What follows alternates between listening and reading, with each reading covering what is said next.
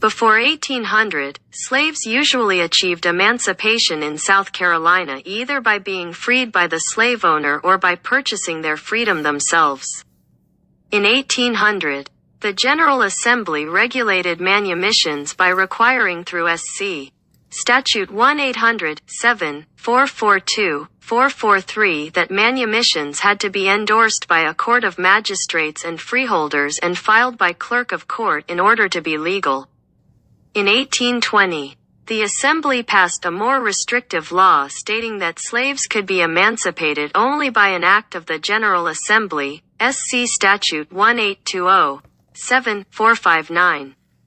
Slave owners, however, circumvented this law either by freeing their slaves and paying for their emigration from the state or by selling them to a trustee through a deed of trust. The terms of the deed allowed a slave who was under the supervision of a trustee to live essentially as a free person. SC Statute 1841-11-154-155 curtailed manumissions by deed of trust. However, slave owners continued to petition the General Assembly for manumissions after this law passed.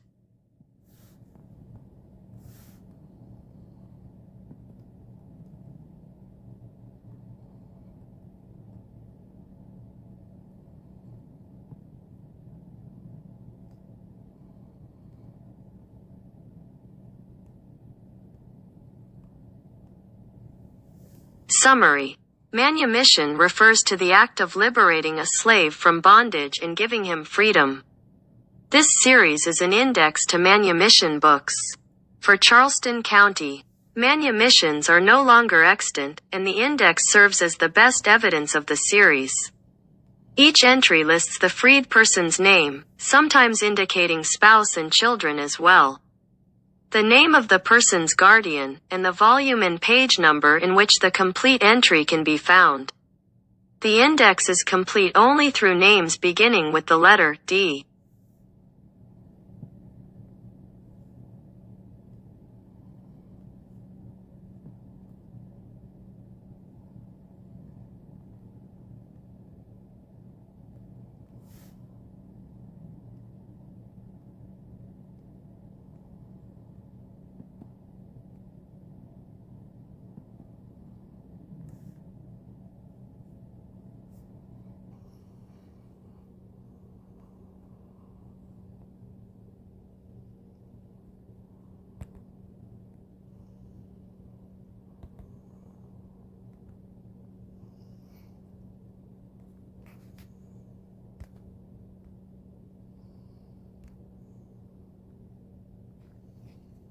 Come on.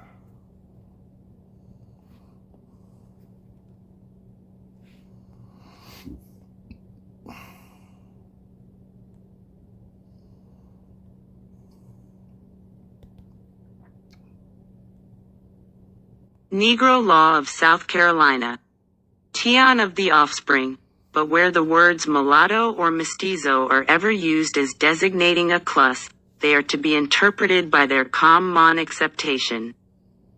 P.I. 166 to 167. 7 Stat. 401 to 42. Sec. 52. It is singular that the 13th and 14th sections of the Act of 1710, directing who may be witnesses against slaves, free Negroes, and c. should have been confined to free Indians and slaves, who are to be examined without oath. From which it would seem that free Negroes,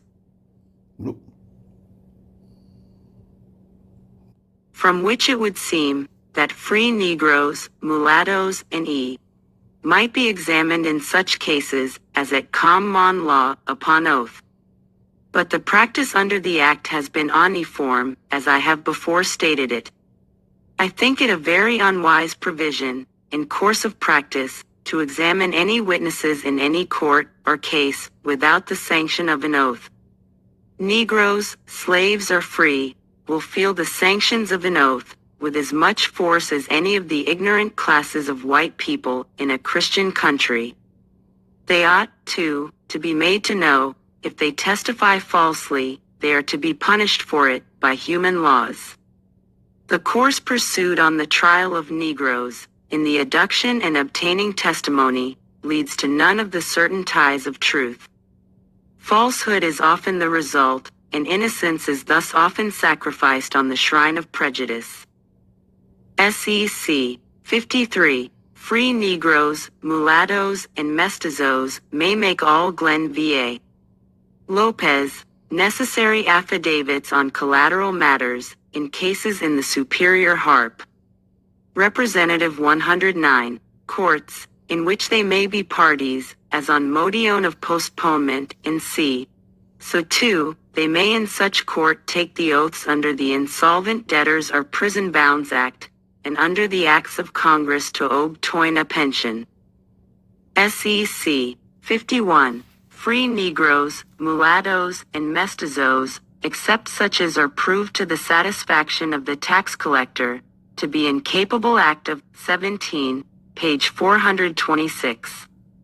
Crabam, 21 Hill, of making a livelihood, are liable to a capitation tax, fixed by 457. 2d Sec.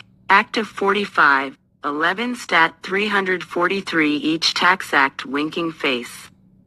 They may make a return personally or any member of the family may make a return for the rest. Or if one be sick, he or she may make such return by agent. They are liable to be double taxed for not making a return of themselves. The State vs. Acts of 1905, page 6, SEC 55. This tax seems to have originated in 1805. The Active Act of 33, 1 second. Page 4. The State vs. Graham, 2D Hill, 458. 1833 directs the issuing of executions against free Negroes, mulattoes, and mestizos, who may fail to pay the tax, and that under them, they may be sold for a term, not exceeding 1 year. Provided, however, that they shall in no instance be sold for a longer term than may be necessary to pay the taxes due, but they cannot be sold under the double tax executions to be issued against them for not making returns of themselves. Such executions go against property merely. The constitutionality of the provision for the sale of free Negroes in payment of their taxes is exceedingly questionable. 2d Sec. 9th Art. Con. SC. SEC. 56. The term, free person of color, used in many of our acts since 1840, has given rise to many imperfect and improper notions. Its meaning is confirmed by the Act of 1740 and all proper.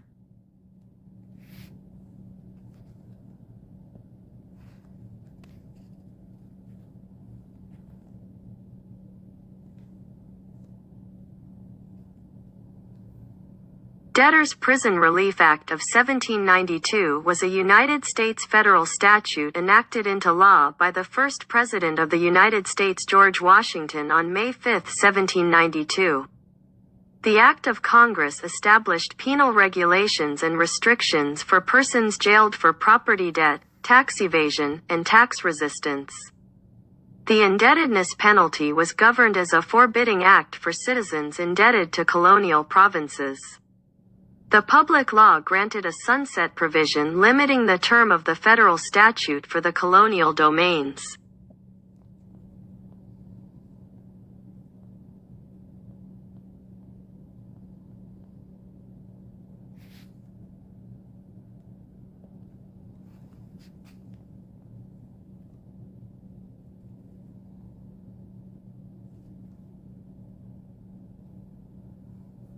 The Second United States Congress drafted Public Law 2-29 as 4 sections providing judicial conformity for colonial debtors who had insolvent financial bankrolls.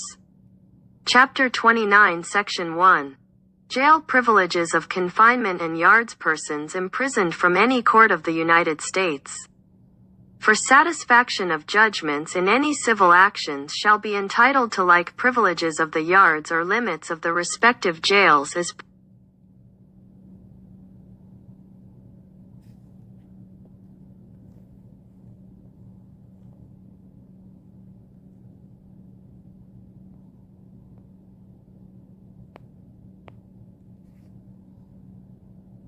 persons imprisoned from any court of the United States, for satisfaction of judgments in any civil actions shall be entitled to like privileges of the yards or limits of the respective jails as persons confined in such jails for debt on judgments rendered in the courts of the several states are entitled to, and under the like regulations and restrictions.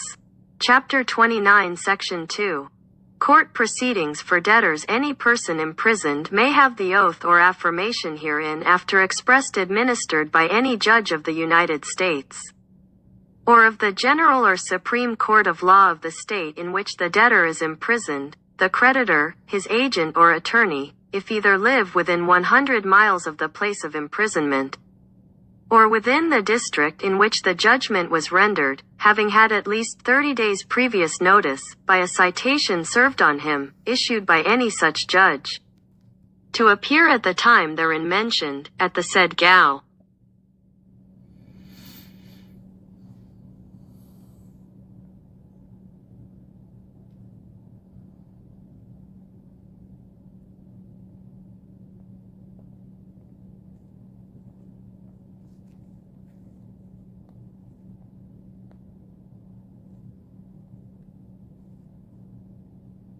Jail, if he see fit, to show cause why the said oath or affirmation should not be so administered, at which time and place, if no sufficient cause, in the opinion of the judge, be shown or doth from examination appear to the contrary, he may, at the request of the debtor, proceed to administer to him the following oath or affirmation, as the case may be, viz. Poor debtor's oath, you solemnly swear, or affirm, that you have not estate, real or personal, nor is any to your knowledge holden in trust for you to the amount or value of $20, nor sufficient to pay the debt for which you are imprisoned.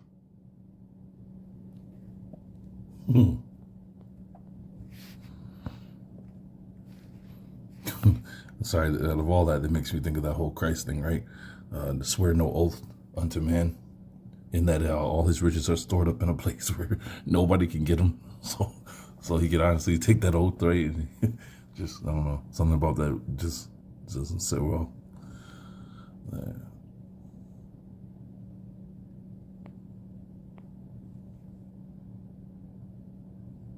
Which oath or affirmation being administered, the judge shall certify the same under his hand, to the prison keeper, and shall fix a reasonable allowance for the debtor's support, not exceeding $1 per week, and if the creditor shall thereafter any week fail to furnish the debtor with such weekly support, by paying or advancing the money to him, or to the prison keeper, for his use, the debtor shall be discharged from his imprisonment on such judgment, and shall not be liable to be imprisoned again for the said debt. But the judgment shall remain good and sufficient in law, and may be satisfied out of any estate which may then or at any time afterwards belong to the debtor. Chapter 29, Section 3. Penalty for false statement. Any person shall falsely take the oath or affirmation aforesaid, such person shall be deemed guilty of perjury, and suffer the pains and penalties in that case provided. Chapter 29, Section 4. Limitation of act. This act shall continue and be in force, for the space of 1 year from the passing thereof, and from thence to the end of the next session of Congress, and no longer.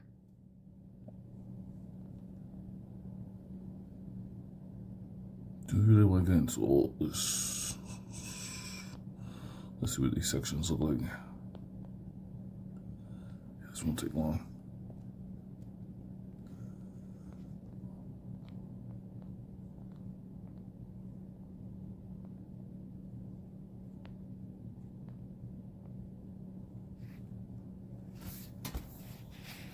In 1839, the 25th United States Congress passed legislation seeking to prohibit confinement for public defaulters. The federal debt relief law was enacted into law by the 8th President of the United States Martin Van Buren on February 28, 1839. 1. The United States statute was authored with the stated conditions of the public law, that no person shall be imprisoned for debt in any state, On process issuing out of a court of the United States, where by the laws of such state, imprisonment for debt has been abolished, and where by the laws of a state, imprisonment for debt shall be allowed, under certain conditions and restrictions.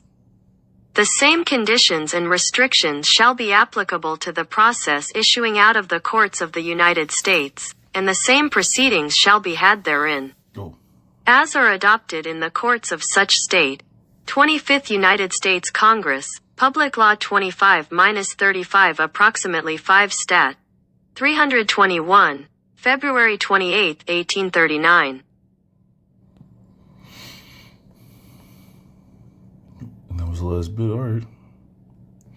So that's what you're telling me, free Indians, mulattoes, mestizos, and Negroes who couldn't make a living at the time had to deal with. And there was a chance that they, how did that oath go? They had their own property, real or imagined.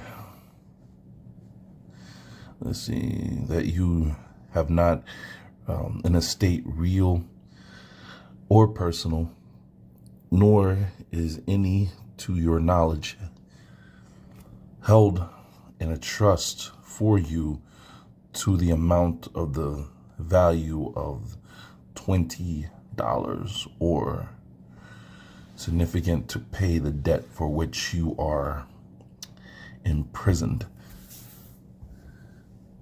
What kind of question would that be to Negroes, right? To free people of color and to free Indians? Maybe you can stretch it with the Indian part, right? But to the others, if the stories that they've told us that you were brought here on slave ships, you worked on the plantations until you were finally freed because of the Civil War. At this time, the Civil War hasn't started. So what kind of question is that to ask somebody supposed to be enslaved this whole time? What kind of question is that the ones that are allowed off the plantations are supposed to turn around and give all the money back to the plantation owner? That's the story you told us. So that's why I you just want to look into this stuff. And it's interesting. South Carolina has this, and it's not, they haven't hidden it. I mean, you try to find stuff like this for Virginia, it seems to be a little bit harder to come by.